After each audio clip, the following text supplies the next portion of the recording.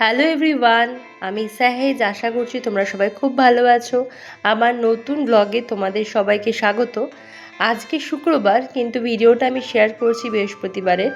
যেহেতু শরীরটা সেরকম ভালো লাগছিল না, তার সাথে মনটাও সেরকম ভালো নেই, তাই আজকে কোনো ভিডিও আর শেয়ার করতে পারিনি। এটা হচ্ছে গতকালের ভিডিও। আর গতকালের সকালটা দেখে মনে হচ্ছিল যেন অনেক ঝড় আর বৃষ্টি হবে, কিন্তু সেরকম কিছুই হয়নি। প্রচণ্ড রোদ দিয়েছিল, আর তারপরে তো গরম সেরকম আছেই। আজকে কিন্তু অনেক বৃষ্টি হয়েছে দুপুরবেলা, দুটোর পর থেকে আমি একটা ছোট্ট ব্লগে তোমাদের শেয়ার করেছিলাম। চলো এখন ঘরটা গুছিয়ে নিই। আর ওখানে পারামকে কিন্তু আজকে তাড়াতাড়ি করে স্নানও করিয়ে দিয়েছিলাম, কারণ আজকে ও সকাল সকালই ঘুম থেকে উঠে গেছিলো, তাই নাস্তাও হয়ে গেছিলো, আর তার সাথে টাইমে ওকে আমি স্নানটাও করিয়ে দিয়েছি।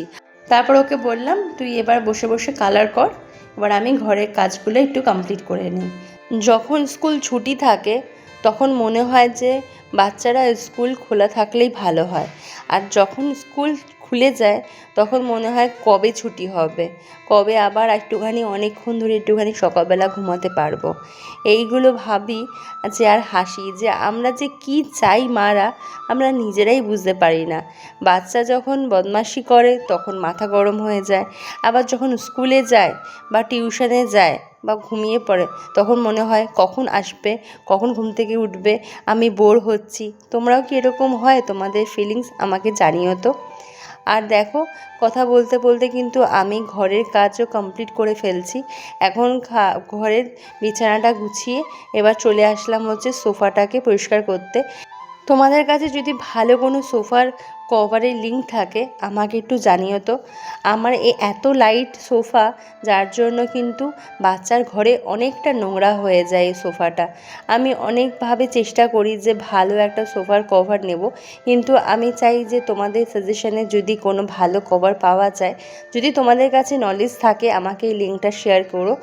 এখন ঘর ঝাড় দিয়ে দিলাম, দেখতে পেলে তো কত ময়লা বেরিয়ে আসলো, কারণ যেহেতু সকালবেলা ঝোড়ো হাওয়া দিয়েছিল আর জানলাগুলো না সব খোলা ছিল। যেহেতু খোলা ছিল, সব এদিক ওদিক সব ধুলোগুলো চলে এসেছে। সেজন্য ভালো করে ঘরটাকে ঝাড় দিয়ে তারপরে হাত ধুয়ে চলে আসলাম হচ্ছে সকালে টিফিন করতে। আর সকালে টিফিনে আজকে ছিল হচ্ছে কুমড়ো শাক দিয়ে ডাল আর হচ্ছে রুটি। আর এখানে দেখো, আমার ড্রায়ারটাকে ভ্যাকিউম ক্লিনার বানিয়ে নিয়েছে। তা যাই বলো, খেলার ছলে কিন্তু আইডিয়াটা বেশ ভালোই ছিল, মাটিগুলো কিন্তু সব বেরিয়েই গেছিলো। আর এখানে দেখো ভাত বসিয়ে আমি চলে এসেছিলাম ছাদে জামা কাপড় মেলতে। এখানে দেখো ভাতও হয়ে গেছে আমার, আর তার সাথে পারামের আলু ভাজাও বসিয়ে দিয়েছিলাম। আর পারামের যখন আলু ভাজা বসিয়ে দিয়েছি, একটুখানি বাইরের দৃশ্যটা দেখছিলাম, এত সুন্দর ভালো লাগছিল, ঠান্ডা ঠান্ডা হাওয়া দিচ্ছিল। খুব যে প্যাচপ্যাচানি গরম ছিল সেরকম না, কিন্তু ছিল, কিন্তু অতটা গরমও ছিল না।